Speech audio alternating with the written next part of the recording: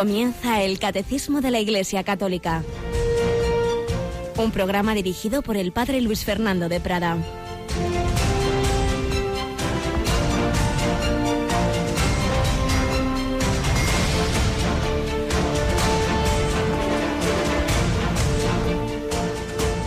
Alabados sean Jesús, María y José. Muy buenos días, muy querida familia de Radio María. Comenzamos nuestro ciclo de esta semana del Catecismo. Muchas veces encontrándome con personas que me dicen cómo siguen estos programas de la mañana. Me dicen, sí, lunes y viernes, Monseñor Munilla, martes, miércoles y jueves el Catecismo. Pues así es, en efecto, a las 8 de la mañana, 7 en Canarias, nos ponemos a los pies del Señor, martes, miércoles y jueves, para aprender bien esos principios de nuestra fe, de la doctrina cristiana, lunes y viernes, como el señor Munilla, aplicarlos a distintas circunstancias, situaciones de la actualidad y con una manera, digamos, una visión más amplia de según en cada ocasión lo que él ve conveniente, pero aquí pues nos queremos formar en esos principios de nuestra fe, de la liturgia, de la moral, y concretamente estamos en esa primera parte del catecismo que es la fe, que es el credo.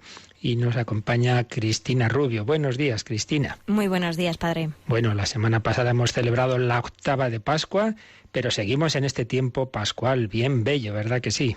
Sí, la verdad es que disfrutando cada día de las lecturas de esta liturgia tan bonita que nos regala la Pascua. Y hoy, dentro de la Pascua, tenemos la fiesta de un evangelista, San Marcos. Por eso hoy, en vez de seguir con la lectura continua del Evangelio, que estamos con San Juan, con Nicodemo, pues la liturgia nos propone el final del Evangelio de San Marcos. Vamos a recordar cómo termina, porque precisamente tiene que ver pues con lo que estamos viendo en el Catecismo, la resurrección, y enseguida pasaremos a la ascensión. Se apareció Jesús a los 11 y les dijo: id al mundo entero y proclamad el Evangelio a toda la creación. El que crea y se bautice se salvará. El que se resista a creer será condenado. A los que crean les acompañarán estos signos: echarán demonios en mi nombre, hablarán lenguas nuevas, cogerán serpientes en sus manos, y si beben un veneno mortal no les hará daño, impondrán las manos a los enfermos y quedarán sanos. Después de hablarles, el Señor Jesús subió al cielo y se sentó a la derecha de Dios. Ellos se fueron a pregonar el Evangelio por todas partes, y el Señor cooperaba, confirmando la palabra con las señales que los acompañaban. Pues esto se sigue cumpliendo 20 siglos después. El Señor Jesús dirige desde el cielo y a la vez en la tierra, porque como ya hemos dicho, pero profundizaremos en próximos días, Jesús al irse al cielo a la vez se ha quedado con nosotros. Yo estaré con vosotros todos los días hasta el fin del mundo. Y su Iglesia pregona el Evangelio. Lo hizo San Marcos oralmente y por escrito, y lo sigue haciendo ahora la Iglesia, los sucesores de los apóstoles y el sucesor de Pedro. Cristina, este final de la semana, viernes y sábado, nos vamos a Egipto. Sí, acompañamos al Papa Francisco siempre que podemos en sus viajes, y esta vez no podía ser menos. Así que vamos a acompañarle en este viaje tan esperado a Egipto, que comienza el viernes. Nuestras retransmisiones a partir de las 3 de la tarde. Vamos a tener un encuentro en la Conferencia Internacional sobre la Paz. Así es, a partir de las 3 empezaremos esas conexiones, que tampoco hay un horario muy definido, porque tampoco se ha querido precisar mucho, también por razones de seguridad. Sabéis que allí pues el cristianismo pues en buena medida recibe ataques y atentados, y obviamente siempre es una situación delicada que esté el Papa en Egipto, pero bueno, ahí va, ahí le seguiremos, ahí pues tendremos esas conexiones de acompañarle, pero ya desde ahora que le acompañemos con la oración, pidamos por los frutos de ese viaje, pidamos muy particularmente por los cristianos que viven allí, que conocemos a algunos y sabemos que lo pasan mal, pero se mantienen firmes en la fe, también bajo situaciones difíciles, como las que ha vivido la Iglesia de todos los tiempos. Y de hecho, recordaréis que en esta primera sección testimonial que ahora vamos a tener, pues estábamos leyendo la historia de una familia, como tantas otras, que vivió la situación de persecución en los regímenes soviéticos, en los países satélites de la Unión Soviética, concretamente Lituania. Pues vamos a seguir con esa historia dura, pero a la vez esperanzadora, de mantener la fe en esas situaciones, en esas circunstancias difíciles, firmes en la fe, como los apóstoles, como los evangelistas, firmes hasta el martirio por el Señor Jesucristo.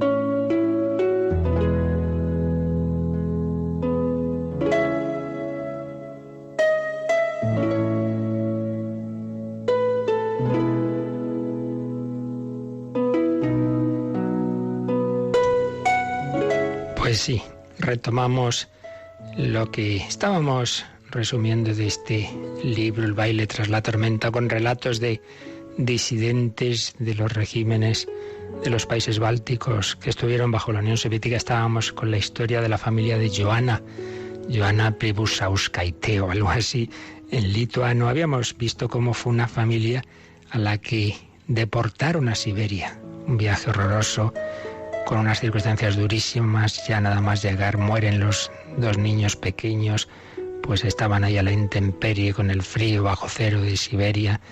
Luego pues vivieron como pudieron allí en Siberia y luego pudieron volver a Lituania. Se encontraron su casa ocupada, parte de ella pues la familia que estaba les dejó volver a vivir y bueno, y ahí fueron adelante.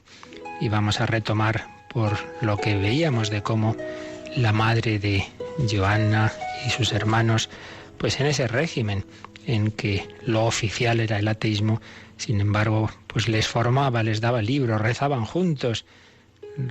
Lo veíamos, lo tomábamos donde estábamos viendo, de que les decía esto: a medida que pasa el tiempo, escribe Joana, me doy cuenta de que tuvieron que luchar mis padres contra viento y marea para que en nuestro hogar se respirase el aire libre del cristianismo, en medio de una sociedad dominada por el miedo y plagada de consignas antirreligiosas. Mi madre deseaba que conociéramos las verdades de fe y aprendiéramos a pensar por nuestra cuenta, algo sorprendente en aquel tiempo en el que la propaganda moldeaba las mentes de los más ignorantes y débiles. No era fácil mantenerse libre de espíritu en aquellas circunstancias y, de hecho, la gran mayoría se plegó a la ideología soviética. Creo que ahí lo dejábamos y repito lo que creo que ya dije, que si eso ocurría bajo ese régimen totalitario, tengamos en cuenta que hoy día ocurre de otra manera muy distinta, pero ocurre algo muy parecido, en las sociedades teóricamente libres. Y es que también hay una propaganda subrepticia, porque los medios de comunicación, las series de televisión, programas, canciones, pues en buenísima medida o malísima medida transmiten lo políticamente correcto, transmiten toda una visión de la vida profundamente separada de la fe, y no es fácil tampoco hoy día mantenerse libre de espíritu en esas circunstancias, sobre todo para niños, adolescentes, jóvenes. Es difícil, por eso hay que hacer lo que hacía la madre de estos chicos, enseñarles a pensar por sí mismos, que no se tragaran sin más lo que recibían lo que reciben hoy en la escuela, en todos esos medios, porque cuántos profesores pues transmiten también de una manera crítica todas esas ideas de toda una visión de la vida, de la persona, de la familia, de la sexualidad, etcétera, tan alejado de lo natural y sobrenatural. Hay que formarse, hay que formar en familia, no hay que delegar, no se puede delegar ya en nadie, ni en los colegios, que sean religiosos, no se sabe. Muchas veces pues hay profesores en todas partes que no tienen esa adecuada formación. Seguimos leyendo a Joana. En una ocasión, uno de mis profesores, que bebía mucho y estaba siempre de mal humor, es curioso que en muchos de estos países de Europa del Este que estuvieron bajo el comunismo se extendió muchísimo el alcoholismo, quizá porque no había otra salida, no podían mirar hacia arriba, no había fe y tampoco había libertad, y bueno, pues esa salida del alcohol. Pues bien, en una ocasión uno de mis profesores, que bebía mucho y estaba siempre de mal humor, me ordenó que fuera a su despacho para ordenar unos documentos, y sin pretenderlo vi lo que habían escrito sobre mí. Joana Pribusauskaitė, hija de padres creyentes, claramente anticomunista. Así la tenían ya fichada esta chica. Tuve suerte porque gracias a una recomendación de ese profesor pude entrar en la universidad, porque en cambio a una amiga mía no la admitieron por ser cristiana. No la admitieron a la universidad por ser cristiana. No sé qué hubiera hecho en su caso, porque inconscientemente todos buscamos ser aceptados por la mayoría. No me resultó fácil ir contracorriente, y si lo conseguí fue gracias a los sacramentos y a lo que había ido aprendiendo y leyendo en casa. Sin darme cuenta, esas lecturas habían ido fortaleciendo mi fe. Pues otra buena enseñanza, buenas lecturas, lectura espiritual, vidas de santos, formarse bien, porque si no, repito, casi todo lo que se recibe hoy día fuera, incluido colegios, universidades, en muy buena medida va a ser contrario a la fe. Pues hay que formarse, hay que alimentarse, porque si no acabará perdiéndose esa fe. Hay que fortalecerla. En la universidad, al igual que en el resto del país, recuerdo que estamos hablando de Lituania, se vivía una doble vida. Todos mis compañeros aparentaban estar de acuerdo con el partido, obviamente el único partido que había, el comunista, aunque realmente solo lo estaba una minoría. Yo intentaba llamar la atención lo menos posible. Por la mañana iba a misa a la iglesia de San Nicolás de la forma más disimulada que podía, con la cabeza embutida en un gorro, el rostro medio oculto por una bufanda. Procuraba que nadie me viera, porque si alguien me delataba, me expulsarían de la universidad. Si veían que uno iba a misa, fuera a la universidad. Esa es la libertad. Pero ojo, repito, de otra manera también ocurre hoy día. ¿Cuántos jóvenes católicos se sienten bichos raros porque son, o al menos así les parece, el único que en esta clase cree que va a la iglesia? A lo mejor está en una universidad católica en la que hay capilla y entran con miedo de que no les vean en la capilla, y luego resulta que son más, pero muchas veces tenemos ese miedo y uno se piensa que es el único. En segundo curso me compré una motocicleta y durante el verano estuve dando una gran vuelta por Lituania, en la que conocí a un joven sacerdote jesuita, Sigitas Tamkevicius, al que las autoridades tenían en el punto de mira, y empecé a colaborar con otros disidentes, siempre con el miedo de que alguno de ellos fuese un espía y denunciara al resto. Eran jóvenes universitarios como yo, y muchos acabaron siendo sacerdotes, algunos de ellos jesuitas. Mi hermano mayor tradujo un libro de Solzhenitsyn, que distribuíamos a través de redes anónimas. La traducción se daba a una persona conocida, sin comentar quién la había hecho. Luego esa persona hacía varias copias y las repartía entre sus amigos de la forma más discreta posible, sin decir a su vez quién le había proporcionado ese material. Y así sucesivamente, entre muchos recelos, porque no se podía confiar plenamente en nadie. Esto es lo malo de esos regímenes en los que hay tal control que no te puedes fiar de nadie. Todo el mundo puede ser un espía. Tuve suerte y pude terminar mi carrera de lenguas sin problemas. Antes de irme, un profesor me recomendó que buscara trabajo en el Instituto Tecnológico de Sauley. Y te aconsejo que rellenes esto. Te quitarás muchos problemas de encima, Joanna, me dijo, dándome un formulario para ingresar en una asociación comunista. Era la gran tentación en aquella época, la simulación. Si entrabas en cualquier organización oficial se te abrían las puertas y dejabas de despertar sospechas. Era tan sencillo, bastaba con poner tu nombre y 3 o 4 datos más. Me llevé el formulario a casa y comencé a leerlo por la tarde. Tampoco pasaría nada por firmar, pensé. Podría seguir llevando mi vida de siempre. Me salvó mi afición por el teatro. Me habían regalado una entrada para una función que daban aquella misma noche y lo dejé para el día siguiente. Y ya no volví a pensar en ello. De vez en cuando me pregunto, ¿hubiera sido capaz de inscribirme? No lo sé. ¿Es tan cómodo dejarse llevar y hacer lo que hace todo el mundo? Bueno, vamos a dejarlo aquí. Seguiremos mañana con esta interesante historia, testimonio de esta mujer que hace poquito lo contó a quien lo relata en este libro, José Miguel Cejas, las historias bajo un régimen perseguidor de la Iglesia en distintos grados, desde la persecución a muerte de los inicios bajo Stalin a esa más suave, pero también oprimente de esa vida ordinaria, pero con esas enseñanzas para nosotros, también hoy día de otra forma, también en España, sin que haya ese tipo de persecución violenta, pero hay ese ambiente social que muchas veces pone al cristiano en una situación difícil. Pues aprendamos. Libertad de espíritu, formarse bien, no fiarnos sin más de lo que se nos transmite a través de las instituciones educativas, medios de comunicación, sino alimentar nuestra fe, la oración, los sacramentos, la formación, como la que queremos recibir aquí, escuchando al Señor, escuchando a la Iglesia, en el catecismo de la Iglesia Católica.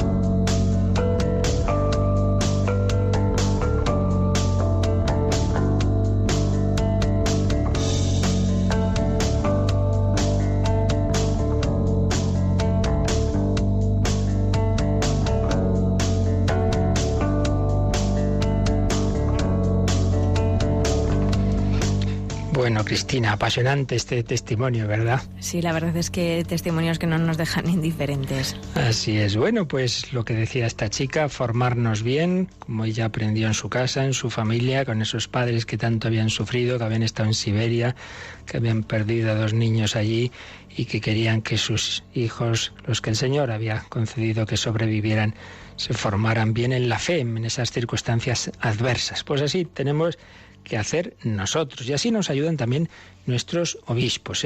Lo digo porque vamos a leer unos fragmentos de ese documento que varias veces ya hemos traído aquí, ese documento que aprobó la Conferencia Episcopal Española, la Asamblea Plenaria en 2016, Jesucristo, Salvador del hombre y esperanza del mundo. Todo un título que ya es toda una declaración, una preciosidad.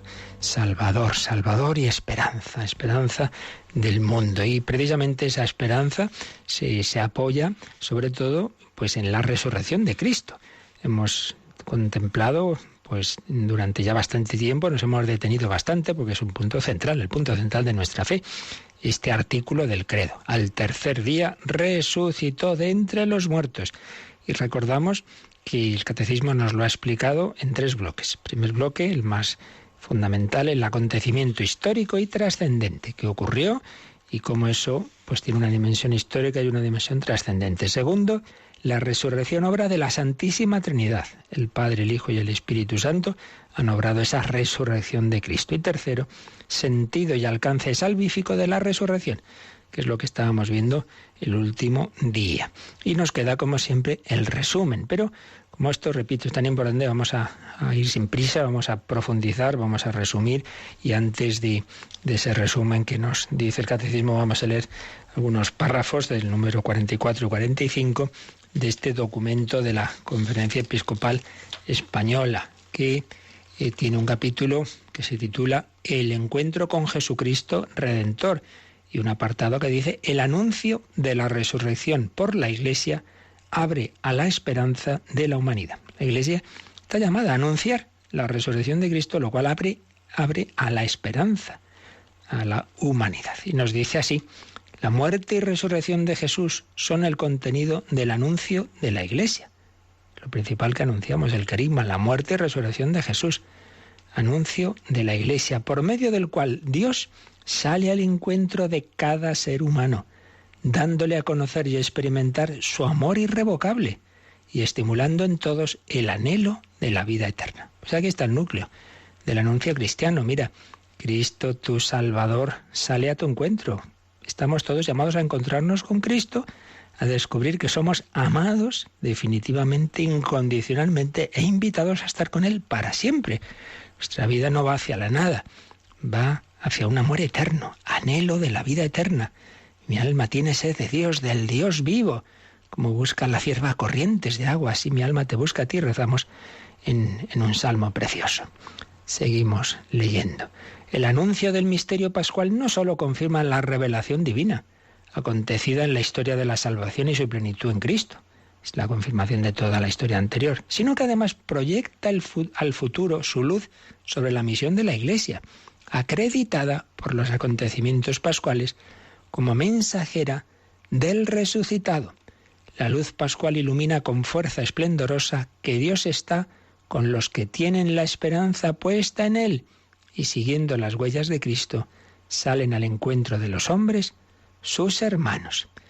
Pues a todos los hombres tenemos que ir, pero de una manera particular por los más necesitados. Por eso sigue diciendo este documento: la opción de la Iglesia por los más pobres y necesitados recibe de esta luz su configuración propia. Lejos de ser mera filantropía, aparece en su más honda verdad como emanación de la caridad divina por el mundo.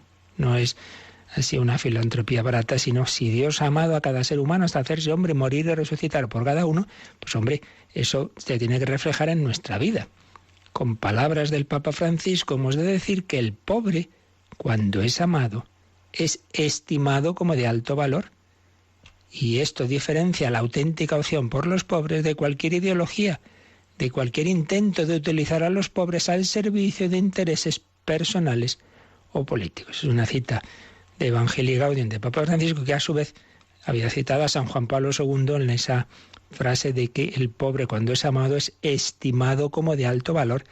Juan Pablo II bien sabía la diferencia entre esa visión del ser humano y del más necesitado en particular como de alto valor, y utilizar a los pobres al servicio de intereses políticos. Sí, perfectamente lo sabía, cuando bajo capa de justicia social, del proletario, etcétera, se construyó un régimen totalitario como el que él vivió en Polonia, primero bajo el nazismo, después bajo el comunismo, que tenía ese enfoque. Lo que está en juego es la evangelización de los pobres, como signo de la universalidad del amor de Dios y de la importancia eterna que el hombre tiene para Dios. Qué importante es esto.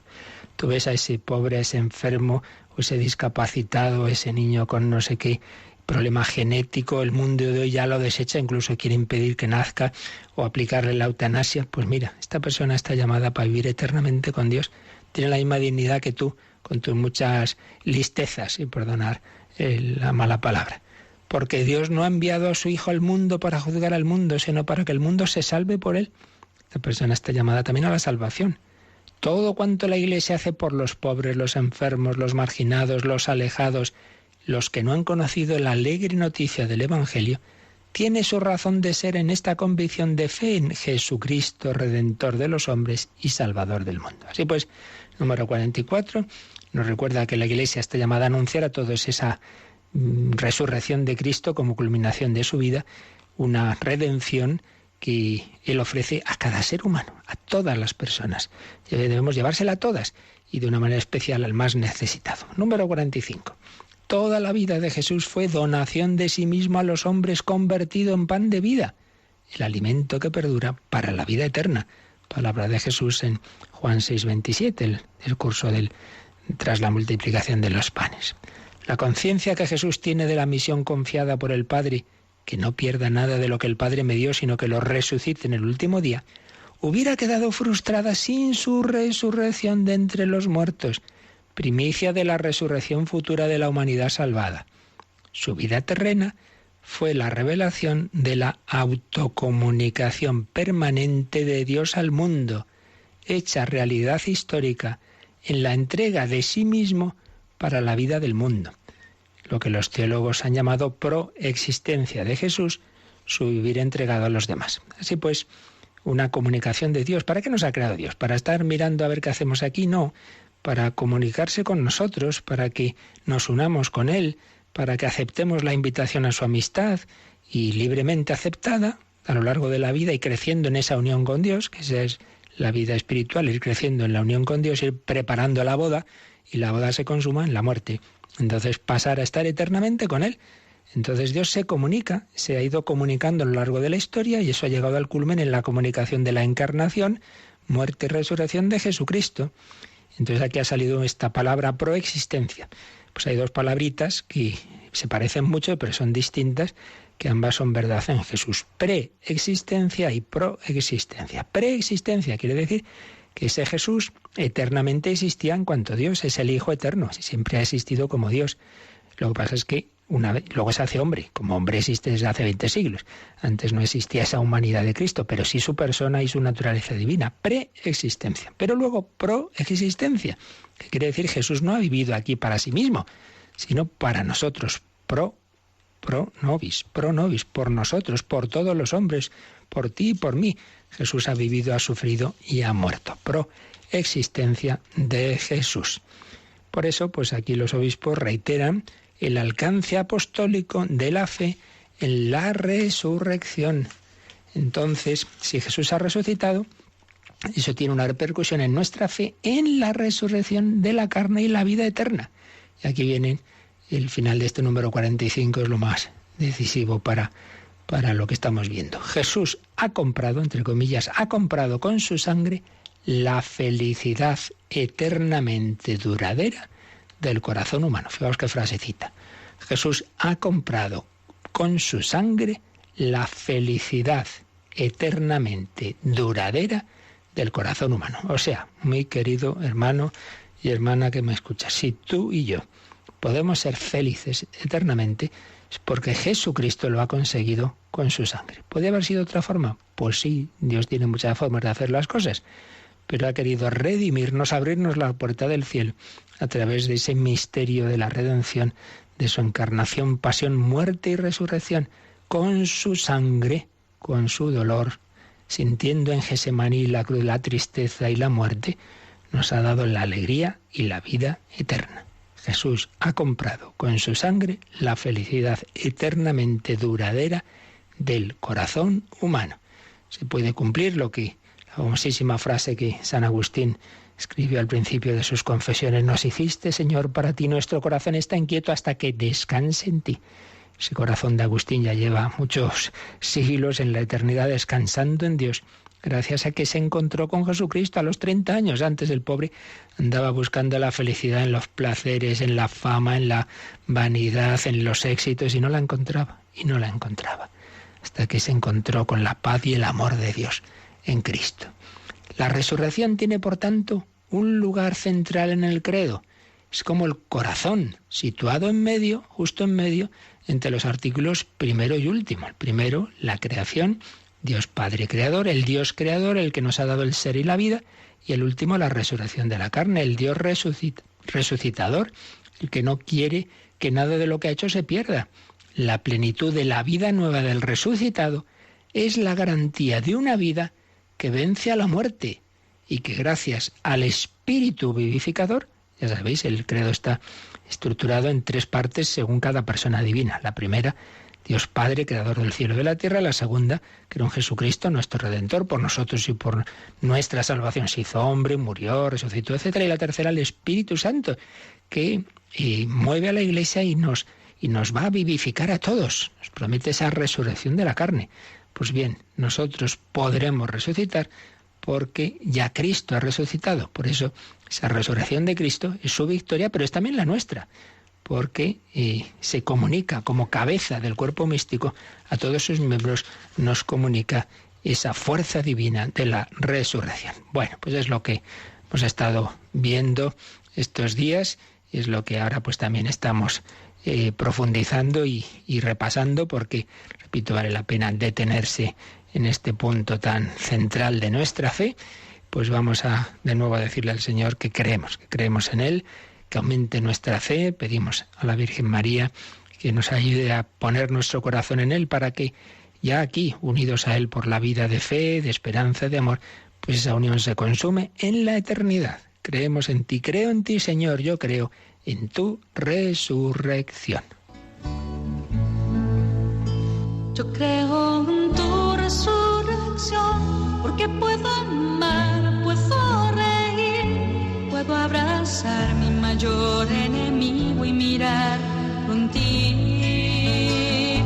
Yo creo en tu resurrección, porque tengo paz en mi corazón, porque puedo entregarme a pesar de todo este dolor.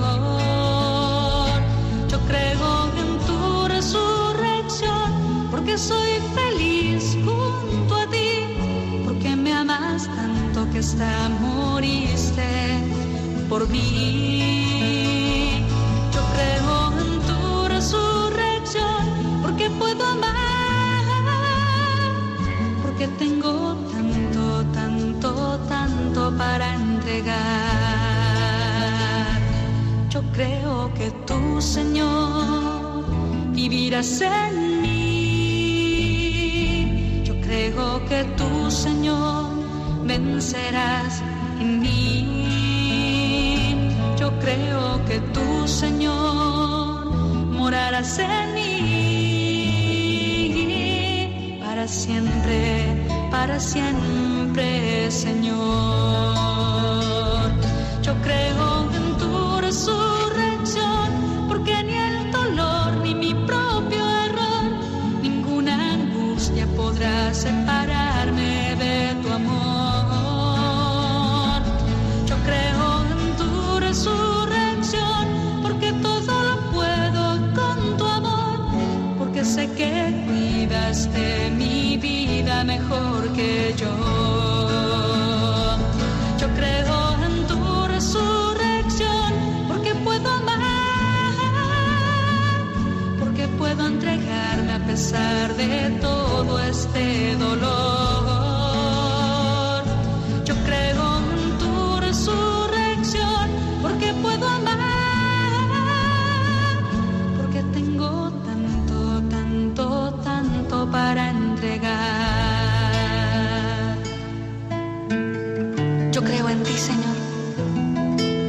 Yo creo en la fuerza de tu vida. Creo que donde sobreabundó el pecado, sobreabundó más tu gracia. Creo en la fuerza de tu pequeña semilla en nuestro corazón, que da el 100 por 1. Creo que vives en nosotros. Yo creo en ti, Señor. Yo creo en tu resurrección, porque puedo amar, porque puedo entregarme a pesar de todo este dolor.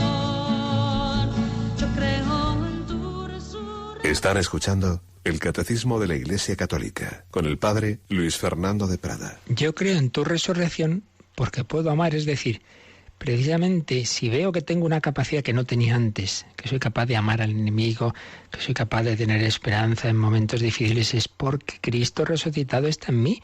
Hay algo que no viene de mí. Pues esto es Cristo, con su gracia, con su Espíritu Santo. El resucitado resucita mi corazón. Es la Pascua a la que todo cristiano está llamado a también resucitar nosotros en nuestra vida. Bueno, pues vamos a ir recapitulando, como decíamos, todo lo que hemos visto en estas últimas catequesis sobre la resurrección, sirviéndonos del propio catecismo, del Yucat también, de ese catecismo para jóvenes y de algún otro texto que nos puede ayudar. Pero primero vamos a ver cómo el Yucat, en el número 103,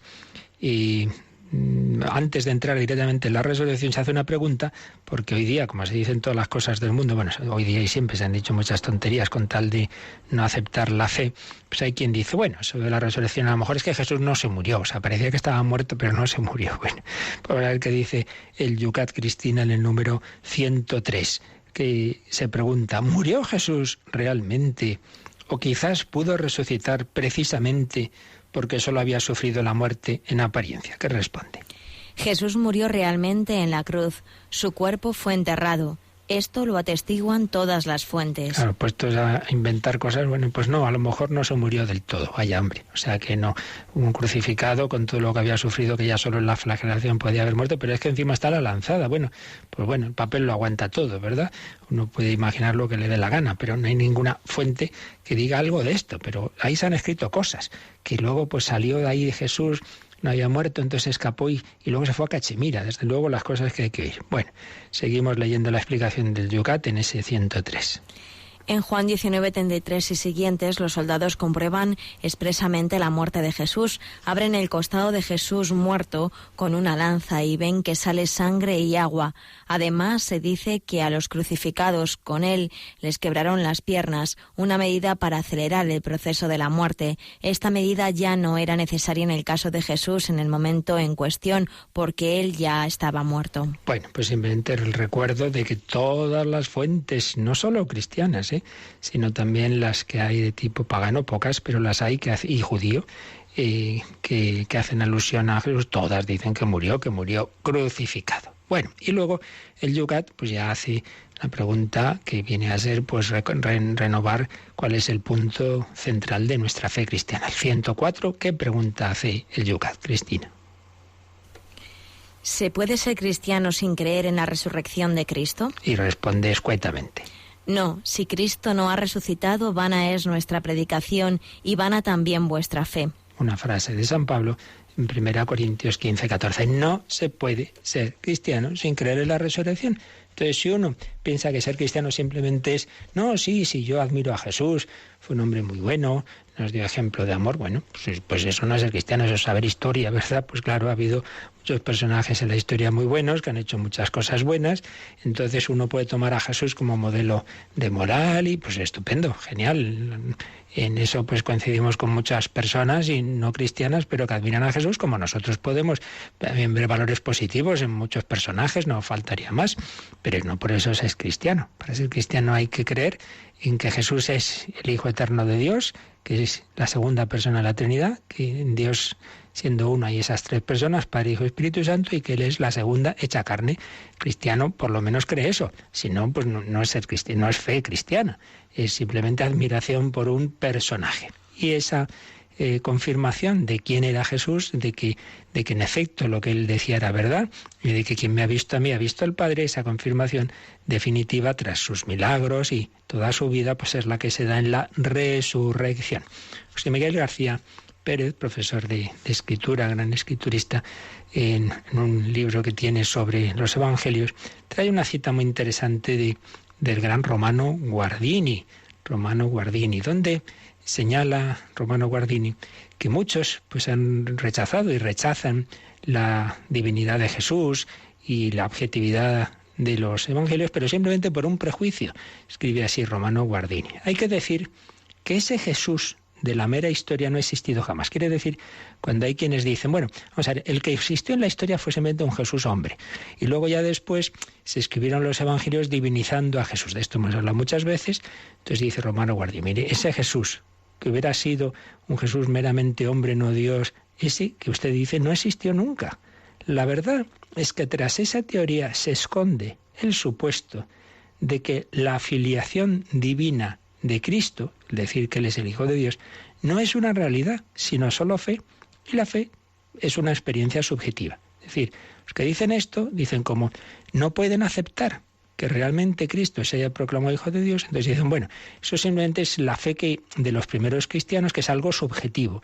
Entonces ellos plasmaron en el Evangelio su subjetividad. Oiga, responde Romano Guardini, eso sí que es un dogma de usted, un dogma. ¿De dónde saca usted eso?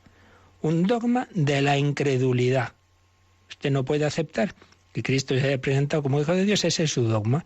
Entonces, desde ese dogma interpreta los evangelios, pero ¿con qué fundamento? En realidad, es el ser vivo, divino, humano, de Cristo Jesús el que provoca la fe, no la fe la que crea su divinidad. Quiere decir esto. Precisamente porque Jesús es y fue siempre el Hijo de Dios, y lo fue mostrando con su vida, con sus milagros, con su resurrección. Eso es lo que fue provocando la fe de los discípulos. ¿Acordáis, por ejemplo, que claro, que fueron conociéndole poco a poco, no creen desde el primer día quién es Jesús, pero recordad ese milagro cuando están en el lago y se levanta la tormenta, y una tormenta tremenda, y entonces Jesús se levanta y le dice al viento, silencio, cállate, pumba, silencio absoluto, se calma la tormenta. Los apóstoles todos, es que vamos, dirían hoy día, nuestros jóvenes se quedaron ojipláticos, ¿pero qué es esto? Y entonces dicen, ¿pero quién es este? Que hasta el viento y el mar le obedecen, ¿pero quién es este? Claro, poco a poco fueron dando cuenta hasta llegar a esa profesión de fe de San Pedro, tú eres el Mesías, el Hijo de Dios. Entonces, precisamente lo que vieron de ese Jesús divino y humano es lo que genera en ellos la fe, no al revés, no porque tuvieron fe, porque la iban a tener. Entonces imaginan y crean en los evangelios una vida que no existía. ¿Pero qué fundamento tiene eso? Ninguno. ¿Qué van a inventar? Si los pobres no estaban para nada, más que para salir corriendo cuando llegó la pasión. Es la vida de Jesús y es su resurrección la que ha generado en ellos la fe, no una fe que no sabríamos de quién la habría metido en su corazón si no fuera más que la realidad. En realidad, es el ser vivo, divino, humano de Cristo Jesús el que provoca la fe, no la fe la que crea su divinidad. Solo la fe que se apoya en una realidad tiene la fuerza de vencer al mundo, como la tuvo y sigue teniéndola la existencia cristiana. Claro, si hubiera sido una mera imaginación, que no negamos que estas cosas se pueden dar, hay personas que se creen cosas, sí, pero eso dura nada, y eso le puede pasar a uno o a dos, pero no toda una comunidad, no toda una generación de primeros cristianos que salen por el mundo entero a que les corten el cuello, por una imaginación. Hombre, eso dura, pues ya digo, hasta que las cosas van bien. En cuanto ya te dicen, mira, majo, si no reniegas de Cristo te cortamos el cuello. Si eso no es verdad, si uno no está fundado en el propio Jesucristo, pues se acabaron las ilusiones. Le puede pasar a uno o a dos, pero desde luego es imposible que todo un imperio romano pues al final sea vencido por una ilusión de unos cuantos pescadores de Galilea. En fin, que cuando uno quiere rechazar las cosas, pues se puede inventar lo que quiera. Pero no es así. Por eso vamos al 115 del Yucat Cristina, que se pregunta, ¿cómo llegaron a creer los discípulos que Jesús había resucitado? ¿Cómo llegaron a creer? Lo que responde en un primer párrafo el Yucat.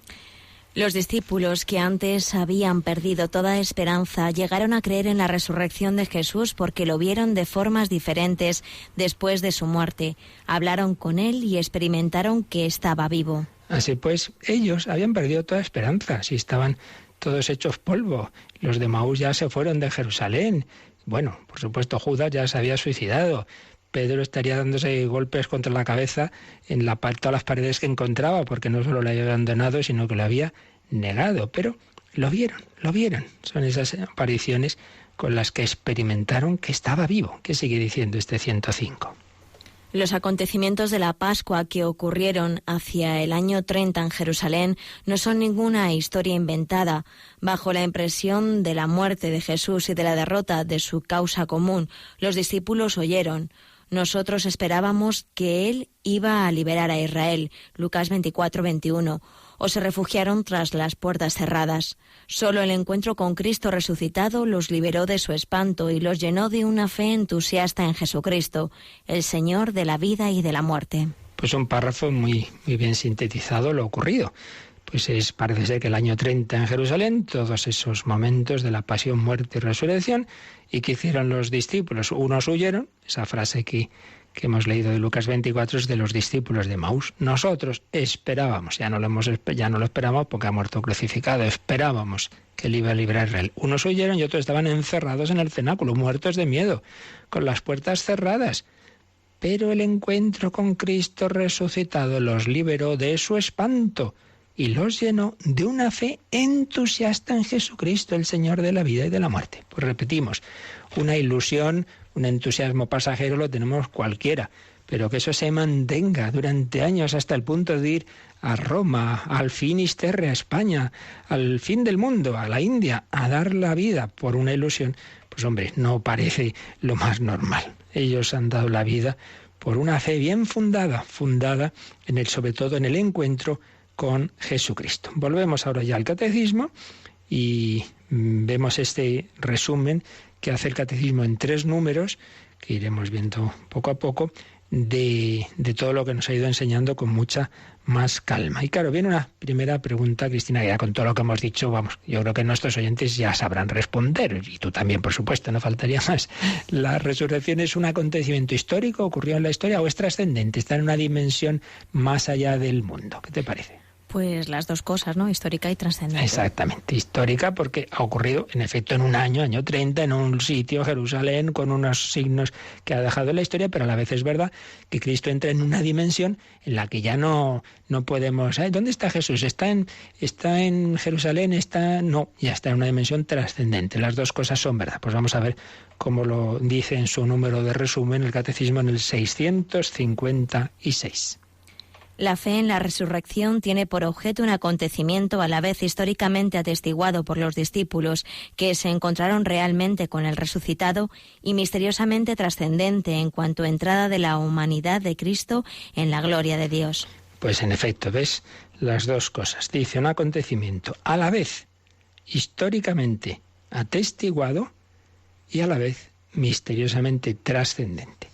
Históricamente atestiguado por los discípulos que se encontraron realmente con el resucitado. Mire, hay estos datos históricos de que unos señores empezaron a decir: hemos encontrado a Cristo resucitado, Cristo ha resucitado, nos ha encargado anunciar esto, empezaron a predicar en Jerusalén y de allí ya salieron para todo Israel y de allí para todo el mundo entonces conocido, y hay una tumba, como ya veremos en el número siguiente, un sepulcro que quedó vacío, y eso, muchas personas que dan ese mismo testimonio, no uno ni dos, no la Magdalena, que a lo mejor pues en sus lloros imaginaba lo que no ocurría, no, la Magdalena y las demás y los demás, y los cabezotas como Santo Tomás, y todos, cada uno a su manera, y los desanimados como los de Emaús, cada uno a su manera, dan testimonio de que Cristo ha resucitado. Por lo tanto, acontecimiento histórico, pero a la vez trascendente porque en efecto Jesús ha entrado en otra dimensión. Esa humanidad de Cristo ha sido transformada, ha sido glorificada. Bueno, ¿y cuáles son los signos fundamentales en la historia? Y además, lo hemos dicho, pero bueno, siempre en ese diálogo y en ese pensar cada uno, pues las cosas se nos quedan más. Yo creo que también nuestros oyentes, después de todas estas semanas, a ver, las pruebas, por así decir, ¿no? Los signos históricos de esa resurrección de Cristo, ¿cuáles serían, Cristina? Menos mal que lo pone fácil. El sepulcro vacío, las vendas que se encontraron dentro del sepulcro y las apariciones a los discípulos. Ese sepulcro vacío. Y mira, podemos añadir, esto no lo dice el Catecismo porque ya es un tema que no está en la revelación, ¿no? Pero podemos añadir en efecto que en ese sepulcro vacío, tal como aparecen esas vendas y esa sábana, podríamos añadir tranquilamente la sábana santa de Turín. Es impresionante como cada vez más, es que son tal cantidad de pruebas científicas. Y es curioso lo de siempre también, que mucha gente casi lo único que sabría decir, oiga, no, pero si ya se descubrió por el carbono 14, que era el siglo XIV, por Dios, no se me quede usted en las noticias de los años 80 y tantos, porque ahí está el rechazo, ¿verdad? A la verdad, que es que algunos no saben qué inventar. Entonces se hizo aquella prueba, se ha comprobado luego por muchos motivos muy mal hecha, con unos fragmentos que eran de los remiendos, una prueba que en una sábana que además había sufrido los incendios que había sufrido, en fin, por muchas razones que aquí no es el momento ahora de explicar, esa prueba se ha visto que no se hizo nada bien. Y en cambio tantísimas otras, que todas coinciden en lo mismo. Sábana que envolvió el cuerpo de un crucificado al que se le había hecho todo lo que sabemos por los evangelios que se le había hecho a Jesús, la flagelación, la coronación de espinas, la lanzada, caídas en el camino de la cruz, con flores, o sea, con restos de polen de las plantas que había en Jerusalén en el año 30, con unas monedas en los ojos que ponían para cerrarlo. Bueno, tantas y tantas cosas que uno dice, mire, pues volvemos a lo de siempre, ¿no? No quiere creer, no crea, pero precisamente desde la ciencia, en esto no es de fe, por eso no lo pone aquí el Catecismo, pero desde la ciencia tenemos otro signo clarísimo de esa fe histórica, que esto no es ningún invento, que ese Jesús murió y resucitó, porque precisamente la palabra que usan los evangelios para decir cuando entraron San Pedro y San Juan en el sepulcro, vieron las vendas, dice, la traducción sería como deshinchada la sábana, es decir, si hubiera sido un ladrón llega y empieza a quitar las vendas, las sábanas y tal, no, sino que desapareció, se volatilizó ese cuerpo, resucitó. Entonces, claro, las vendas se deshinchan, por así decir. Esa sábana que envolvía por arriba y por abajo el cuerpo de Jesús, cae sobre sí misma y se lo encuentran así. Por eso dice San Juan que al verla, vio y creyó. Y claro, esto no ha venido a que uno a desenvolver el cuerpo del Señor, no, se ha ido, ha resucitado. Acontecimiento histórico y a la vez trascendente. Signos, sepulcro vacío con esas vendas y, claro, y segunda parte, las apariciones. Pues claro, si simplemente hubiera desaparecido pero nadie ya le ve, pues siempre quedaría, pues quién sabe, habrá venido alguien, yo qué sé, ¿dónde se habrá ido? No, es que se aparece, repetimos, a muchas personas, a muchas. Pues vamos a leer y ya terminamos con eso por hoy, el 657. El sepulcro vacío y las vendas en el suelo significan por sí mismas que el cuerpo de Cristo ha escapado por el poder de Dios de las ataduras de la muerte y de la corrupción. Preparan a los discípulos para su encuentro con el resucitado. Así pues, hay un primer momento que es simplemente que ven que el sepulcro está vacío y se encuentran esas vendas. Eso es el primero. Va Magdalena, lo ve así, mujeres, Pedro, Juan, y dice que eso prepara a los discípulos que ya se quedarían diciendo, pero entonces, ¿qué ha pasado? Entonces seguro que ya empezarían a recordar, pero Jesús no había dicho, al tercer día resucitaré. Anda, hoy es el tercer día. Entonces, ¿será que ha resucitado? Ya hubo quien creyó, como San Juan, y hubo quien se quedó ahí, que sí, que no, y hubo quien no creyó todavía, como los discípulos de Emaús. Bueno, pero ya era un primer paso, sepulcro vacío. Claro, ya el definitivo es la aparición. Aparición a Magdalena, a las mujeres, a Pedro, a todos los discípulos sin Tomás, a todos los discípulos con Tomás, a más de 500 hermanos después, cuenta San Pablo. Bueno, sepulcro vacío, apariciones, seguiremos viendo todo esto mañana si Dios quiere, pero vamos a quedarnos dando gracias al Señor, cantando esa alabanza a Cristo resucitado, ese aleluya a nuestro Señor. Él ha vencido la muerte, Él ha resucitado. Y bueno, se nos ha ido un poquito el tiempo, pero si da tiempo alguna llamada, correo, creo que tenemos por aquí alguno pendiente, si recordamos ahora cómo se puede hacer las consultas. Como saben nuestros oyentes, ahora mismo estamos utilizando otro teléfono y se lo vamos a dar directamente, el 91 00 59 351. 91 00 59 351 para hacer consultas en el catecismo.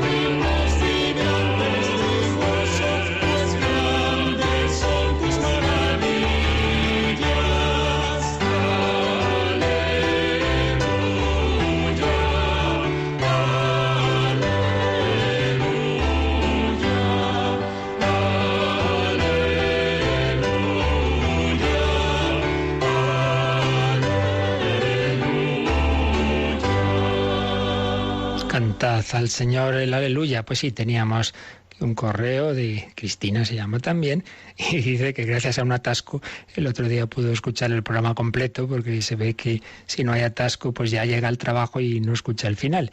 Entonces dice, oyendo el programa del catecismo, pienso que el alma no muere, que tenemos un juicio en el momento de nuestra muerte. Pero entonces no acabo de entender la parte del credo donde dice, desde allí de venir a juzgar a vivos y muertos. O sea, pregunta, ¿entonces hay un juicio al morir y luego hay otro al final? Pues sí, pasa que son muy distintos. El primero, llamamos el juicio particular, simplemente es que la persona, el alma, se encuentra con Dios, y esa luz de Dios, esa luz que Dios proyecta en nuestra vida, nos hace ver en qué situación estamos, nos hace ver si hemos respondido plenamente a esa llamada que Dios nos ha hecho a la amistad con Él. Si es plenamente, pues es lo que llamamos la santidad. Entonces es pasar a esa contemplación de Dios cara a cara que llamamos la gloria, el cielo.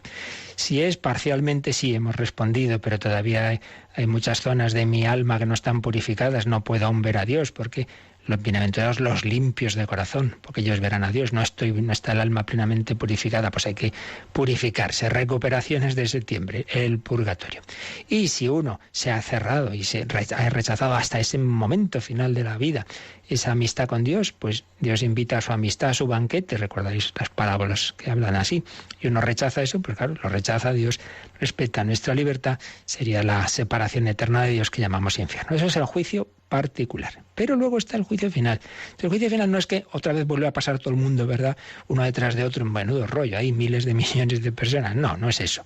Sino que es el sentido de que toda la humanidad verá la verdad. Todos los que hayamos creído o no en Cristo, pues lo veremos. Vendrá, va a juzgar a vivos y muertos entre las nubes del cielo. Todo el mundo lo reconocerá. Pues sí, es el Hijo de Dios, el que crucificamos, era realmente el Salvador, y se mostrará la verdad y se reivindicará la justicia de tantos que han sufrido la injusticia y que han quedado pues en el mundo como falsos, pues se verá a los ojos de todos, digamos, habrá una luz. No sabemos, claro, en concreto estas cosas solo Dios sabe cómo serán, pero la idea es esa, que es no que cada uno otra vez vuelva a ser juzgado, cada uno está juzgado, pero que entonces veremos la verdad, y muchos que parecían muy buenos pues veremos que no lo han sido, y viceversa, y entonces se hará justicia plena y quedará patente a los ojos de todos la realidad y la verdad del propio Jesucristo, de los santos, de los mártires, de tanta gente que ha seguido al Señor. Ese es el juicio final, esa es la victoria definitiva de Cristo en la historia. Ese es el cumplimiento de la palabra de Jesús. Tendréis luchas en el mundo, pero tened confianza. Yo he vencido al mundo. Bueno, tenemos alguna cosa más, pero ya mañana intentaremos dejar más tiempo para los correos y las llamadas y todas las consultas que queráis, pues aprovechar este final de este capítulo. De cualquier tema, pues mañana las podremos atender si Dios quiere. Pues pedimos al Señor vivir con esa alegría pascual, esta certeza de que su victoria es también la nuestra. La bendición de Dios Todopoderoso, Padre, Hijo y Espíritu Santo, descienda sobre vosotros. Alabado sea Jesucristo.